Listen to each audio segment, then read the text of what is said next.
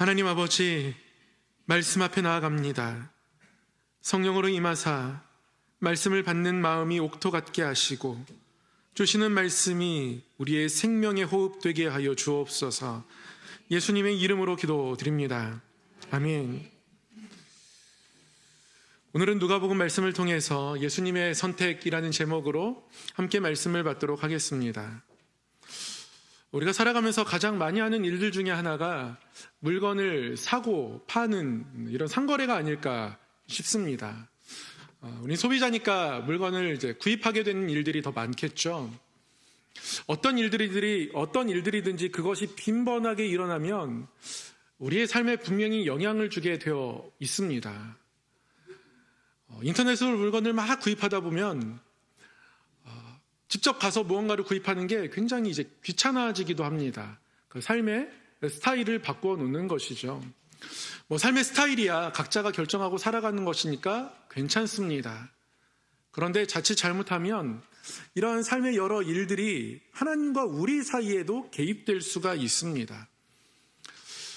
판매자와 소비자가 물건을 팔고 물건을 사고 이러한 일들이 굉장히 빈번하게 일어나고 마트들이 점점 커져가고 마트에 가면 물건들이 정말 어마어마하게 쌓여 있는 것을 보면서 이런 일들이 점점 더 많이 일어나는구나 깨닫게 되는데요.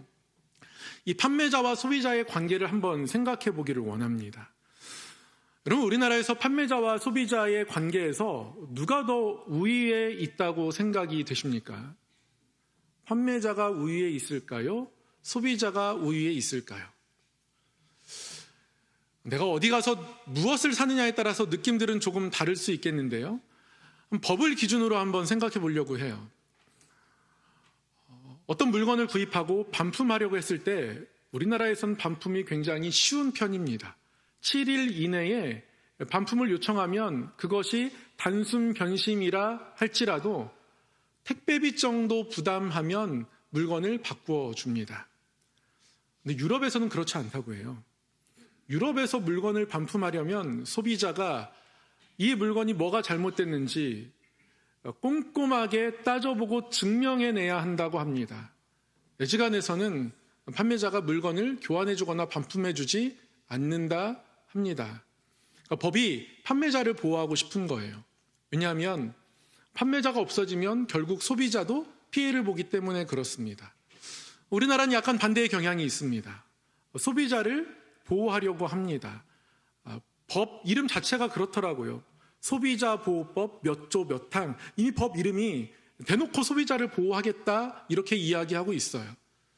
그래서 때로는 소비자가 굉장히 우위에 있음을 느끼게 되고 그것이 지나쳐서 갑질이라고 하는 좋지 않은 행동을 보이는 모습들도 나타납니다. 한때는 어떤 기업에서 아예 광고 카피로 소비자가 왕이다 이렇게 이야기하기도 했습니다. 사실 이 경제학에서 이야기하는 성숙한 시장이라는 것은 판매자와 소비자가 서로를 존중하는 겁니다. 생각해보면 판매자가 그 물건을 팔지 않으면 우리가 얼마나 불편하겠습니까? 예를 들어 서울시에 꽃집이 딱 한 군데 있다고 해요. 그런데 그 꽃집이 문을 열지 않습니다. 마침 그날이 졸업식이에요. 그럼 어디서 꽃을 구합니까? 꽃을 거꾸로 다녀야 돼요. 얼마나 불편하겠습니까? 그제서야 이 판매자가 있으니 우리에게 고마운 것이구나, 우리에게 굉장히 필요했던 존재구나 라는 것을 생각하게 돼요. 판매자 입장에서도 마찬가지입니다. 장사가 잘 될 때는 괜찮은데요. 장사가 잘 되자 조금 교만해져가지고 어떻게 식재료를 아낄까? 어떻게 원가를 줄일까? 그러다가 식재료를 등급을 낮추기도 하고 좋은 재료를 썼다가 나쁜 재료로 바꾸기도 하고 이러면서 사람들이 이렇게 떠나가게 되면 그제서야 소비자가 나에게 필요한 존재구나 이제 깨닫게 되는 거예요. 판매자와 소비자가 서로의 필요를 깨닫고 존중하는 것이 성숙한 시장이라고 합니다. 좀처럼 어려운 일이죠.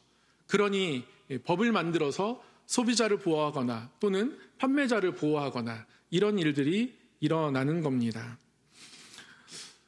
이렇게 서로를 존중하지 않는 구조 속에서 판매자는 소비자에 대해서 감사할 수 없고요. 소비자는 판매자에 대해서 감사할 수 없습니다. 오히려 소비자는 왕이 되어서 판단합니다. 물건에 조금만 흠이 있어도 왜 물건을 이렇게 만든 거야? 물건이 정상적이면 어떻게 이렇게 잘 만들 수 있지? 너무 고맙다. 이 물건을 만들기 위해서 얼마나 노력했을까? 이런 생각 잘 못하고요. 조그만 흠에 민감하게 반응하게 되는 일들이 일어납니다. 점점 소비자가 왕이 되어가는 거예요. 왕이 되어가면서 저들이 나의 필요를 채워주고 있고 내가 저들을 필요로 하고 있다는 사실을 잊게 만듭니다. 이러한 경향이 어떤 우리와 하나님과의 사이에도 나타나는 거죠. 우리가 하나님을 어떻게 바라보고 있는지 한번 말씀을 통해서 깨닫기 원합니다. 오늘 말씀 예수님께서 세리 레위를 제자로 부르시는 장면입니다. 너무 간단해요. 예수님께서 레위를 부르셨고 레위는 주저없이 따랐습니다. 본문을 읽으면서 대조적으로 모세가 생각나더라고요. 하나님께서 모세를 부르실 때 모세는 어떻게든 안 가려고 막 버텼거든요. 하나님, 왜 저 같은 자를 부르십니까? 저는 못 갑니다. 하나님, 저는 부족합니다. 능력이 없습니다. 입이 뻣뻣합니다. 둔합니다. 몇 번이고 버팅기며 안 가는데요. 오늘 레위는 어찌된 일인지 예수님이 나를 따르라 하시니까 곧바로 예수님을 따릅니다. 그리고 예수님을 따르는 것이 기뻤던지 집에서 잔치를 열어요. 자신의 친구들도 초대하고요. 예수님과 예수님 제자들도 초대합니다. 이렇게 예수님을 세리 레위가 기쁘게 따라간단 말이죠. 근데 생각해보면 참 의아한 장면입니다. 여러분, 왜 세리 레위가 예수님을 따라갈까요? 왜 예수님은 세리 레위를 부르셨을까요? 이거 둘 다 별로 플러스가 되지 않습니다.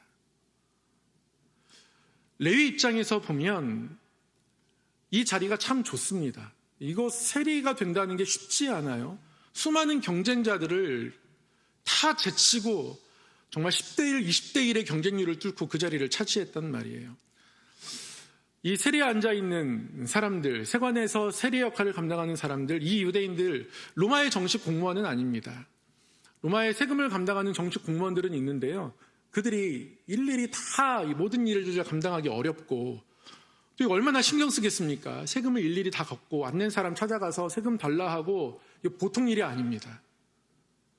그래서 이 일들을 감당할 수 있는 일종의 용역을 주는 거죠. 사람들을 구합니다.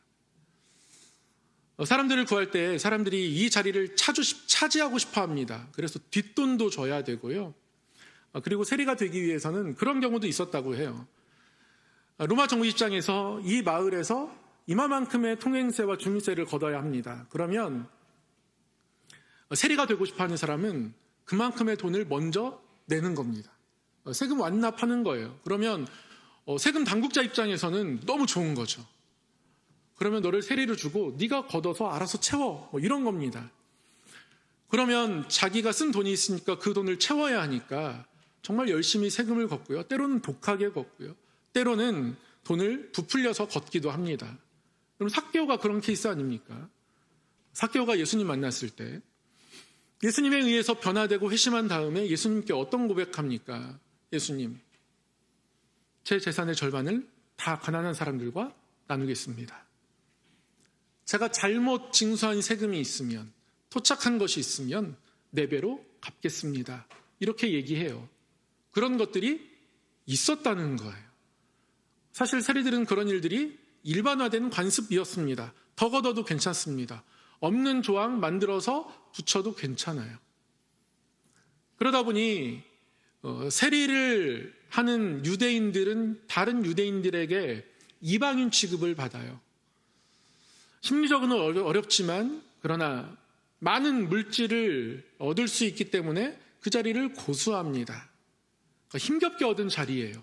앞으로 더 많은 물질들을 취할 수 있는 자리가 세리란 말이죠.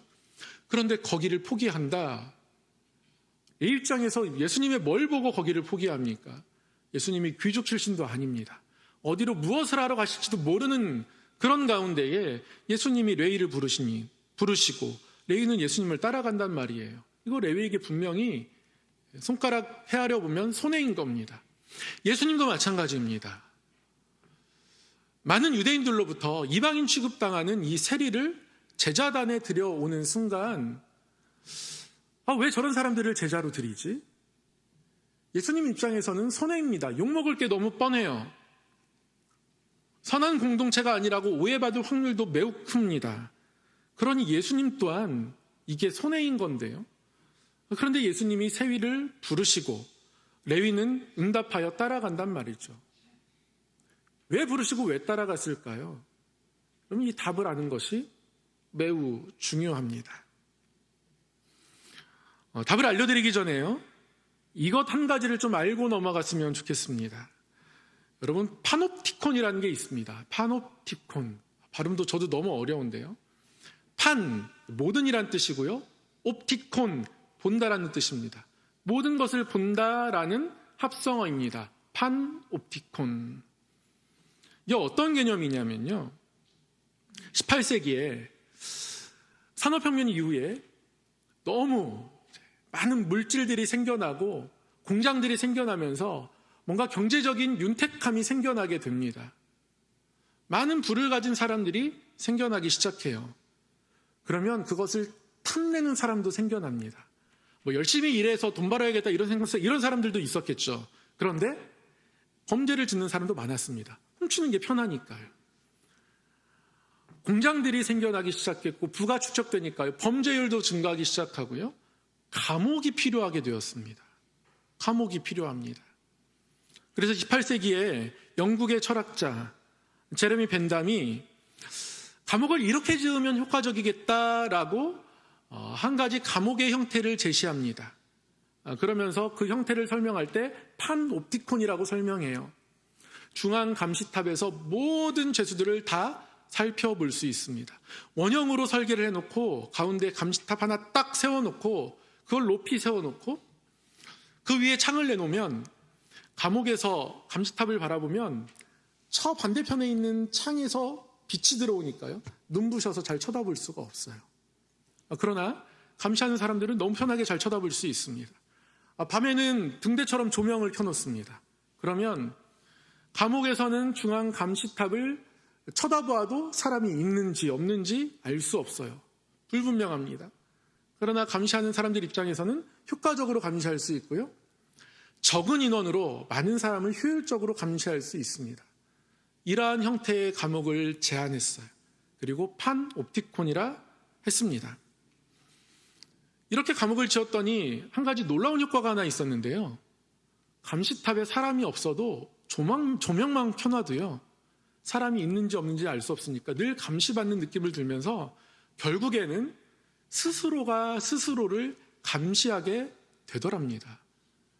늘 감시받고 있다는 생각이 드니까요, 누군가가 지켜보고 있으니까 잘해야 되는 거예요. 조금이라도 모범수로 보여서 어떻게든 빨리 여기서 빠져나가는 게 중요합니다. 그러니까 늘 감시하는 사람이 없어도 이제는 스스로가 스스로를 감시하는 구조 속에 살아가게 되는 겁니다. 늘 감시탑을 보면서 살아가다 보니까 그렇게 된 거예요. 감시탑을 계속 보여주니까 감시탑이 건물 중앙에도 있지만 그들의 생각의 중앙에도 세워지더라는 겁니다. 이게 바로 파놉티콘입니다. 이 시대를 살아가는 우리의 모습을 생각하면 우리에게도 저런 파놉티콘이 있음을 알 수가 있습니다. 도시마다 높이 세워져 있는 초고층 빌딩들이 있습니다. 건축에서는 높이 300m 이상이 되는 건물을 초고층 빌딩이라고 부른대요. 좁은 면적의 건물을 높이 세우면 얼마나 효율적이겠습니까? 많은 사람들이 좁은 면적에 거주하면서 어떤 일을 할 수 있으니까 매우 좋은 거예요. 그런데 필요 이상으로 높은 건물을 지으려는 시도들이 끊임없이 이어집니다. 경쟁하듯 이어져요. 잠실에 있는 롯데타워도 그 높이를 결정할 때 분명히 대만에 있는 101타워를 의식하고 그거보다 얼만큼 높게 지어야겠다 이렇게 생각한 거예요. 효율을 따지는 게 아닙니다. 의미를 부여하고 있는 거예요.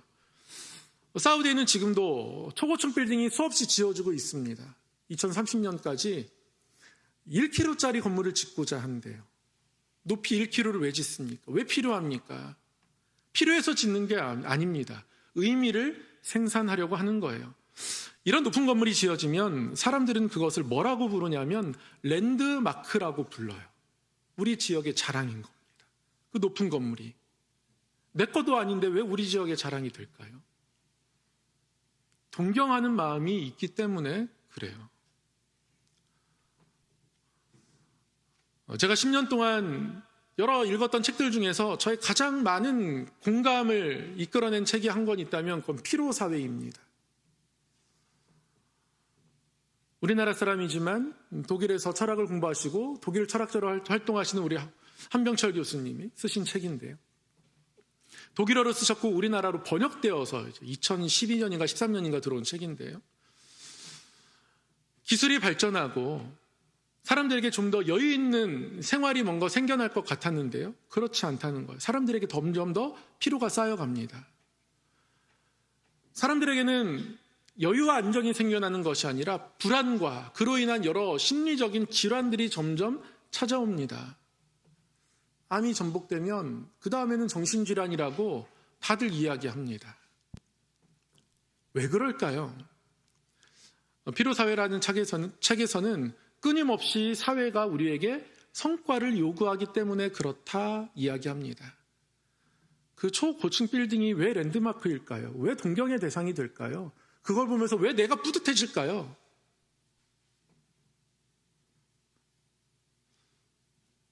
나 또한 성공하고 싶고, 나 또한 더 많이 갖고 싶고, 더 높아지고 싶고, 그것이 인간의 탐욕과 맞닿아 있기 때문에 그렇습니다.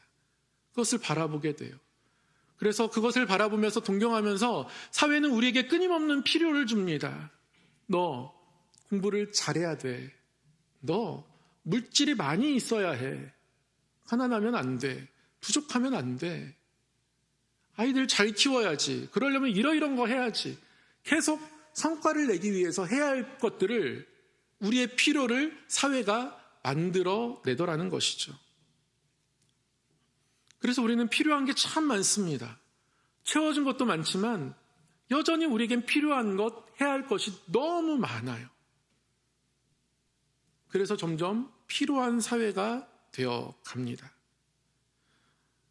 이것이 무엇이 문제냐면 사회가 세상이 우리에게 이것이 필요하다라고 마치 그 필요를 구하며 그것에만 우리의 모든 마음과 생각을 뺏기며 살아가도록 우리의 시선을 빼앗게 됐을 때 이것이 우리에게 또 하나의 파놉티콘 된다라는 것이죠. 진짜 무엇이 필요한지를 잊게 만드는 겁니다. 여러분, 왜 예수님이 세리 레위를 부르셨습니까? 왜 레위가 따라갔을까요? 예수님이 말씀하십니다. 세리 레위가 예수님이 자신을 선택한 것에 대해서 기뻐하고 잔치를 열죠. 자신의 친구들도 부릅니다. 예수님의 제자들도 함께 부릅니다. 잔치가 열리고요. 당연히 유대인들이 이 잔치를 곱게 보지 않아요. 어찌하여 세리와 죄인과 함께 먹고 마시는가 정죄하고 비판합니다. 그때 예수님이 말씀하세요. 답을 말씀하십니다. 의사가 병든 자에게 필요한 것 아니냐. 내가 죄인을 찾아 이 땅에 불러 회개시키러 왔다. 한마디로 말하면 죄인된 이들에게 내가 필요했다. 그래서 부른 것이다. 그래서 함께하는 것이다. 예수님 말씀하고 계십니다. 한마디로 필요하다라는 거예요. 레위가 예수님을 왜 따라갔을까요? 자신의 참된 필요를 알았던 거예요. 세리라는 그 자리, 그 파놉티콘에 갇혀있지 않았던 겁니다. 그 자리가 불편했던 거예요.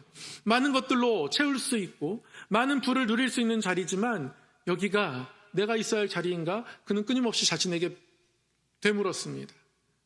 그 자리를 떠날 수 있는 계기가 마련된 것이 기뻤습니다. 그러니까 잔치하는 거예요.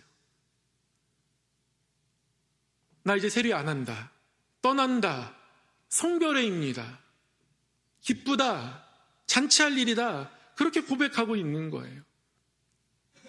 자신의 친구 세리들도 그 자리를 떠났으면 좋겠는 겁니다. 지금 그들에게 필요한 것이 세리로서 물질을 취하여 쌓는 것이 그 성과를 내는 것이 필요한 것이 아니다라는 것을 레위는 어렴풋이는 알고 있었던 겁니다. 안자는 있었지만 거기에 갇혀있지는 않았던 거예요. 무엇이 필요한지 아는 것이었습니다. 그 필요를 따라 일어나는 거죠. 거기서 탈출하고 있는 겁니다.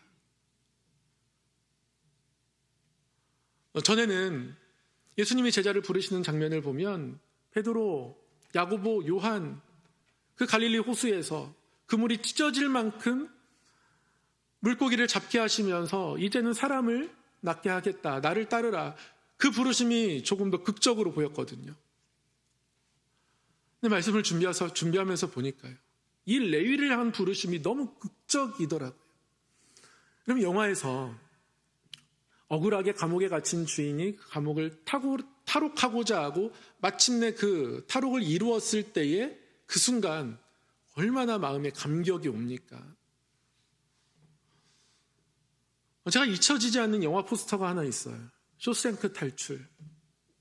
영화 내용은 하나도 생각이 안 납니다. 근데 마지막 순간은 생각나요.